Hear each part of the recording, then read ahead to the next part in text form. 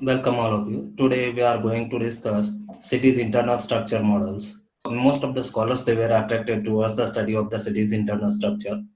So here in that city's internal structure, so many theories were proposed by the scholars. So here first of all we are going to discuss concentric zone theory, which was proposed by E.W. Burgess, who was the sociologist. His theory is mainly based upon spatial organization of the land use in the city and its changes over time. The spatial organization means the way in which given space is organized. So basically, theory is about the spatial organization of the land use and how with the time that land use goes on changes. In order to prove his theory, he employed certain ecological concepts. In order to explain the spatial variation in urban land use, he used the concept invasion, competition, and succession. So, what is meant by that invasion, competition, and succession? The migrants or the outsiders they were invaded the place for the better opportunities, and if they have the maximum amount of the money as compared to the local people, then they purchase the land from the local people. They replace the people. There is a competition among the invaders and invaded. Then there is a succession. Means a new city pattern is come into existence. Next important point in that theory is the theory is based on land cost, affordability, and access to the urban area. Means here accessibility towards the city center is taken into consideration. Affordability means the person who is able to purchase the land will remain with the best quality land that defined with the help of the affordability. And the land cost means a person who have the money availability can purchase any land which he want. So here land cost is also taken into consideration.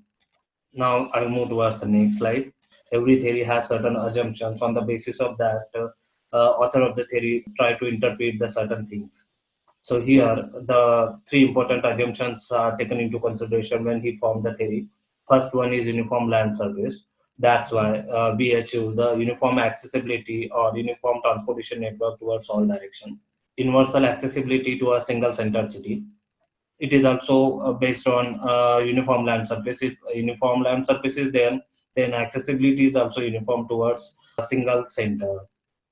Then free competition for the space means there is a competition for the space. The land is not owned by the government or any other agency. All the lands are of the private property.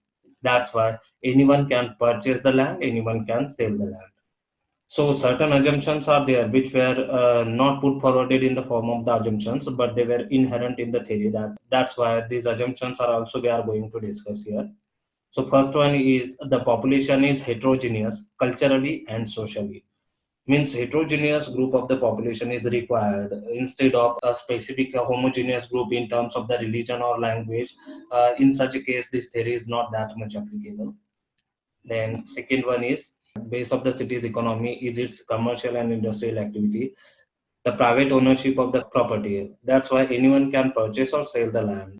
Then city's area and population is expanding. So city is continuously growing center. That's why people were attracted towards that centers and able to purchase the properties into that center. Easy, rapid, and cheap transportation in every direction within the city. And it is totally based upon uniform land surface. If uniform land surface is there and greater accessibility towards the city center is there, then automatically the uniform transportation network is created and we have easy and rapid transportation towards the city center. City center is the main center for the employment, and near this center, space is limited. For the formation of the concentric rings, we require a single center. He assumed that there is a single center and there is no distortion into a ring if single center is there. So there is existence of the single center and around which number of the rings were created. No concentration of the heavy industries in the city. So there is no competition for that city center. If another heavy industry is created in the city, then it became another nuclear. So that's why he first of all assumed that there is a single center city, no other heavy industries are there. No historic survival of an earlier land use pattern. So this is also one of the major problem in the cities. Some historical sites act as a barrier for the formation of the zones or the rings. With the help of these concentric zones, Burgess tried to explain that the interaction of the people and their various economic, social, and political organizations creates a radial expansion outward from the city center that leads to formation of the series of the circles or concentric zones. According to him, there is a competition among the people for the limited space in the city. Those who can afford best to pay achieve the best location or most desirable location for their home and businesses. On the other hand, individuals and the functions lowest level of the affordability or money availability, they are unable to purchase the high quality land. That's why they remain with the poorest location in that area. And all these phenomena leads to the functional zoning. That's why different concentric zones or the rings were formed. So here, in order to explain that structure, he took the help of the concept of the inversion, competition, and the succession. Concentration and deconcentration occurred in the city when the people from the outside they try to live close to the city center for the business purpose because there is a CBD at the center, which is the commercial, social, or politically active center. So most of the outsiders or the migrants they try to live closer to the city center. That's why they purchase most of the lands if they have maximum amount of the money available as compared to the local people. So most of the desirable lands or the locations purchased by them, there is a competition among the invaders and invaded. And most of the invaders, because of the availability of the money and affordability, they purchase desirable lands. Local people who have very less amount of the money available, they shifted towards the transitional zone or other poor areas in terms of the economic benefits. Most of the businesses at the city center were owned or purchased by the people who have greatest affordability. Because of that, there is a competition among the local people and invaders. Similarly, the residents who can afford better facilities move out towards the suburbs because they are able to pay the transportation cost or means of communications were easily available for them. They have the cars, their own vehicles.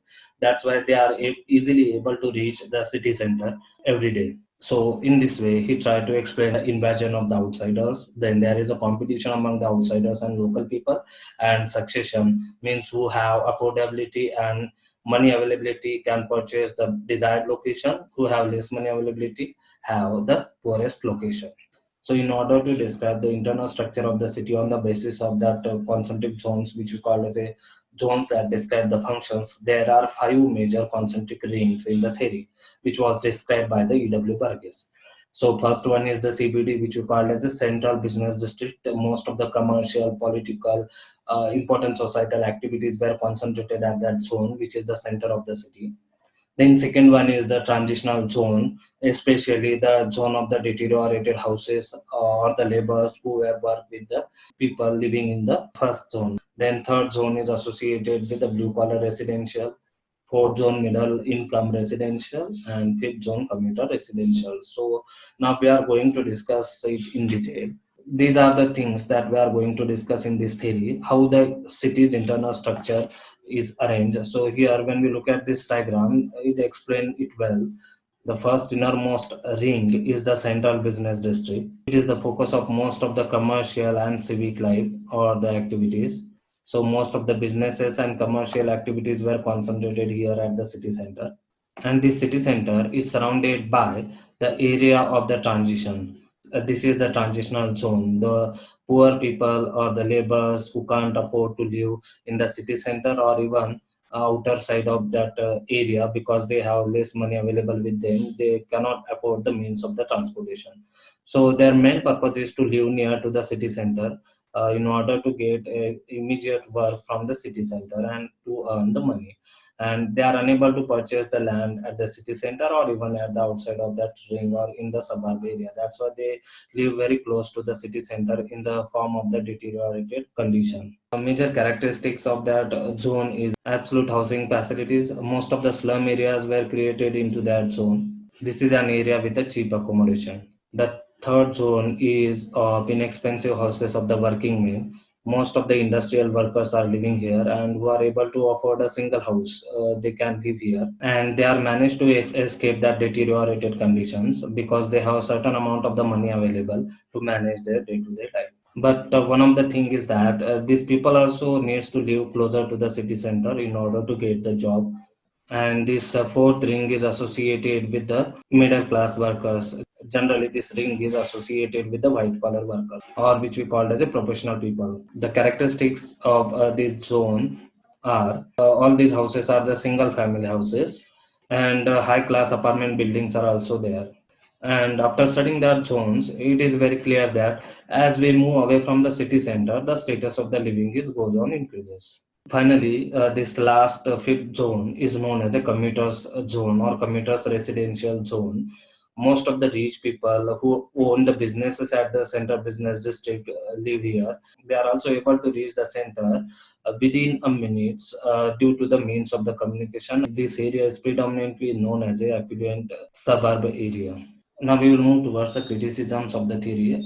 This theory is also criticized on certain points. According to the Burgess, there is existence of the single-centered city, which having different businesses and commercial activities. That's why people from the outer area were attracted towards that city center. But in real situation, so many nuclei were created, or heavy industries are also there. If heavy industry is created nearby area, then this ring structure is distorted. So this is one of the important point that we have to consider. And another most important thing is that transportation pattern. Generally, settlements follow the major transportation axis, and if the different transportation patterns were created in that area, then it disturbed this ring structure. And even he didn't consider any topographic features. If different kind of the topographic features are there, then it is impossible to form such kind of the ring. And one of the most considerable thing is that this model is only applicable for the western regions or the developed countries, because most of the Asian countries they having the agriculture base. So in such a case, it is impossible to form such kind of the structure. And another one thing is that rapidly growing cities, they didn't follow such kind of the structure always. Even the similar income group or similar ring is associated with the same kind of the rental values, and it is impossible in reality that the similar ring have same kind of the rental values, and it varies from place to place. He only consider the ecological theory, which explaining inversion and competition and succession. But in real situation, certain historical factors are there. Inertia, land inertia is also there. Because of that, most of the local people they are unable to move from their original location, and some heritage sites are also there. So that also disturb concentric ring pattern. And when we carefully look at these rings, this theory only consider ground floor pattern of businesses or commercial activities or other things. But at real situation, when we consider height of the building, there are multiple businesses in a single building. That's why we are unable to differentiate the things only with the help of the single business activity. So this model is only limited to a particular situation and particular historical period. It is very much applicable. So at current situation, it is not that much applicable. Thank you very much for watching. Thank you.